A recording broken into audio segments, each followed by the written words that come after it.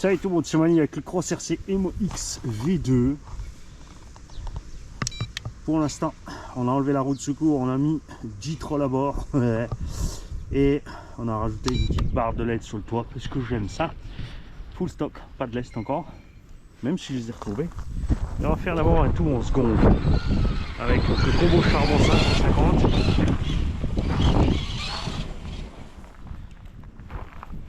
On a réglé du frein auto à 100% et on a laissé tomber le mode marche avant arrière. On est au mode avant frein arrière mais avec du frein auto à 100%.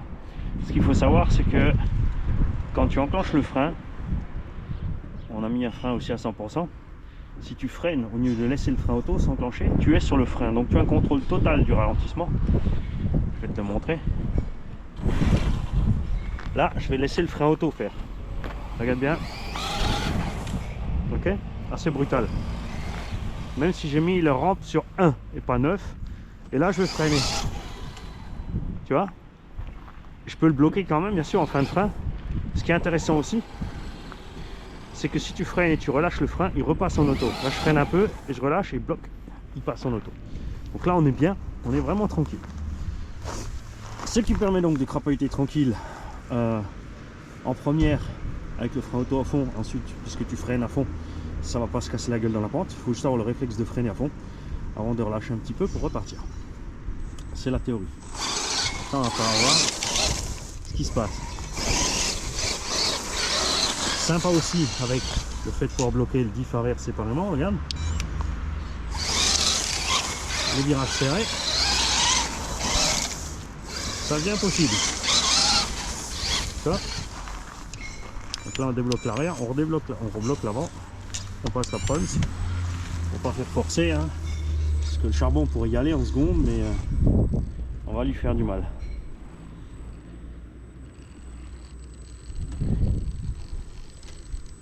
Le pneu d'origine c'est un 20 dessus, sauf s'ils l'ont changé.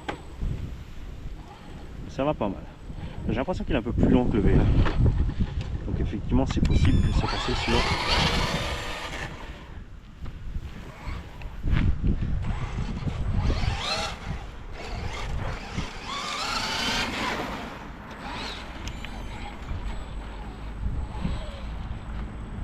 Allez, on a tout débloqué. Là, on est en seconde, on passe pas. Et allez, on puisse. 2DY en fusion 1800 pour un dixième. Mais il est fou! Il est fou! Insulte à Cross RC! Allez, on va tout bloquer et on va faire le même test que précédemment. Avec tous les autres. On va voir niveau de l'angle ce qui va se passer. Alors on a un gros angle d'attaque aussi avec ce X. J'adore. Petit avantage de longueur qui va l'amener plus vite sur la corniche là-bas. Le frein auto quand même en charbon est pas assez balèze, hein, regarde. Tu vois, on est passé sur le dernier Vario Quick-Run là, charbon avec 200% de frein méca. Et par contre, inconvénient par rapport au G-Made, évidemment la masse. Là c'est son poids qui va lui poser problème. Et le grip aussi, c'est sûr, là c'est un angle un peu. Là c'est méchant comme angle. Alors on va tricher. Regarde, regarde comme il grimpe bien. Comme les ricains sur les vidéos. Ils montrent qu'un morceau, comme ça. Ah merde, il y avait le pied derrière le pont.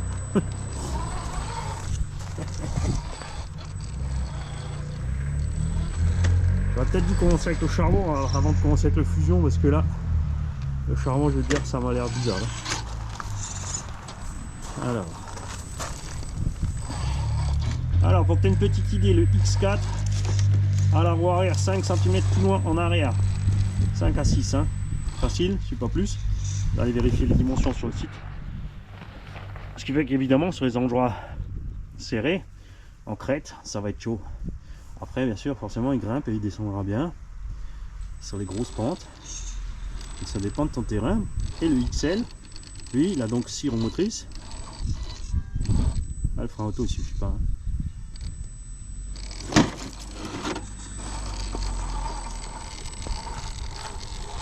Et il a donc la roue qui est au même endroit que celle-là, plus la roue à l'arrière. Hein.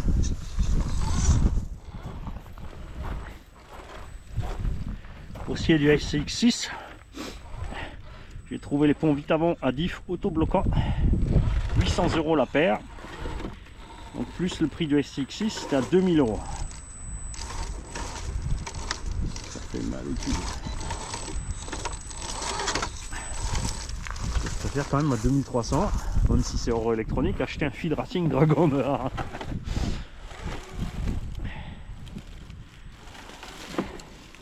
Alors là évidemment ça va pas passer hein, comme tous les autres, sauf s'il est assez balèze pour pousser la touffe. Non. On va essayer une manip à la con. Non, ça va rater. Je vais le mettre à côté au cas où.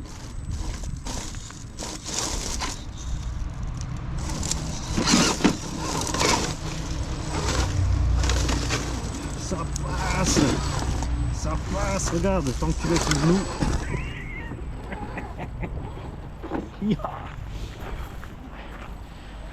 Alors, le but aussi, enfin on verra si j'ai un caillou qui le permet, c'est de vous montrer pourquoi c'est chouette d'avoir des diffs débloquables. Ça vaut quand même à Axial, c'est peut-être de mulage de ne pas mettre de diff partout, d'être passé du numéro 1 du crawler à petit dernier, hein, sans déconner. Parce que dans le rayon des engins à diff ou bloqués en permanence, il y a RGT, mais qui sont beaucoup moins chers que les Axial et suréquipés avec le brushless et tout ce qu'il faut au prix Axial. Enfin, oh de Dieu! Yeah! Vas-y, chope-le, chope-le, chope-le! Ouh! Ah! C'est parce que j'ai pas. C'est parce que j'ai rentré le rétro. Je vais mettre le rétro, regarde. Et hop, regarde.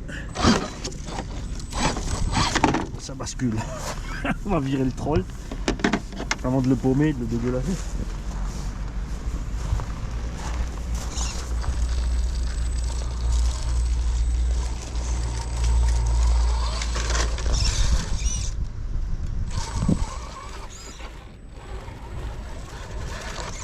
Ensuite, il y a bien sûr des différences de taille. Hein. Là, on va avoir le même problème que l'autre. On va être obligé de prendre raide pour passer le petit caillou. Et après, voici, hop, hop, hop.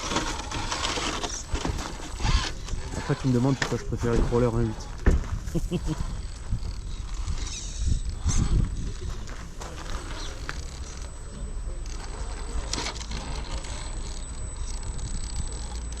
Tiens, j'avais pas réussi ça avec le Spider. Qu'est-ce que ça fait?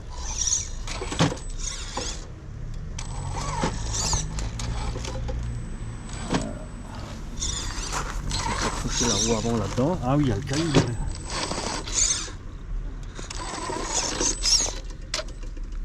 Le caillou qui me pousse.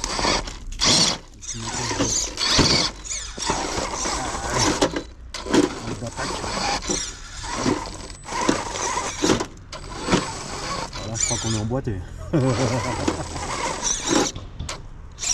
Alors, on va essayer l'inverse. On va essayer de choper. Voilà. Avec cette roue là et de remonter. Yeah. Un 8e baby, un 8e.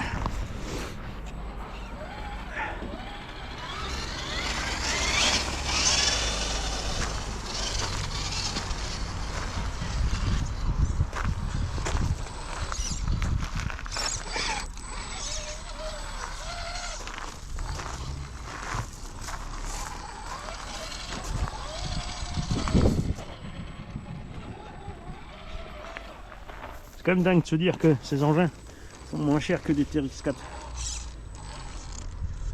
On a des meilleurs pneus, on a des jantes Bedlock, on a un combo 4S, on a un cerveau de malade.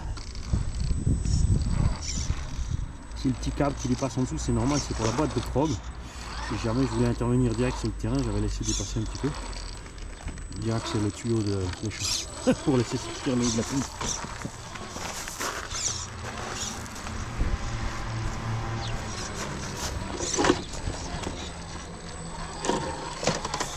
Ouais. Ça va être cool avec le Axe R3. Ça va être génial. Alors on va essayer de passer du coup par là.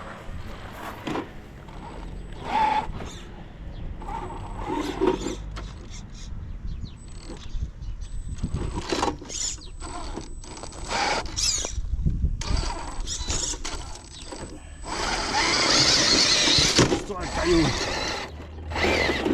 Un huitième, un huitième. Petit coup de seconde, on déverrouille les diffs. Faut que Manu se défoule.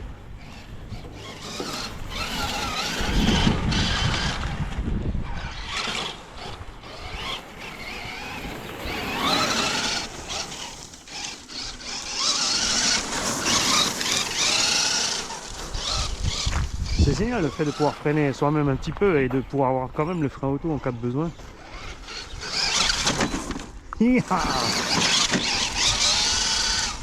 Ça c'est du crawler.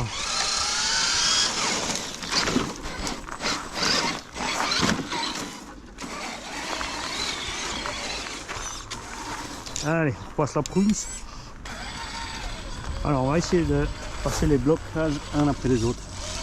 J'ai peut-être pas la cornière idéale pour vous montrer la différence, c'est peut-être l'escalier après. Entre là j'ai encore rien bloqué les gars. Là il allait tout seul. Là ça patine, ok. On va verrouiller l'avant. C'est un peu raide, hein. On a l'arrière qui patine de l'autre côté. On verrouille les deux.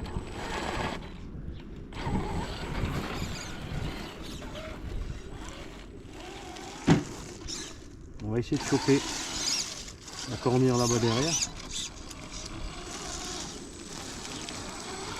Voilà. Je pense pas non plus qu'il va monter. Hein. On va travailler un peu les mousses, je pense. Et là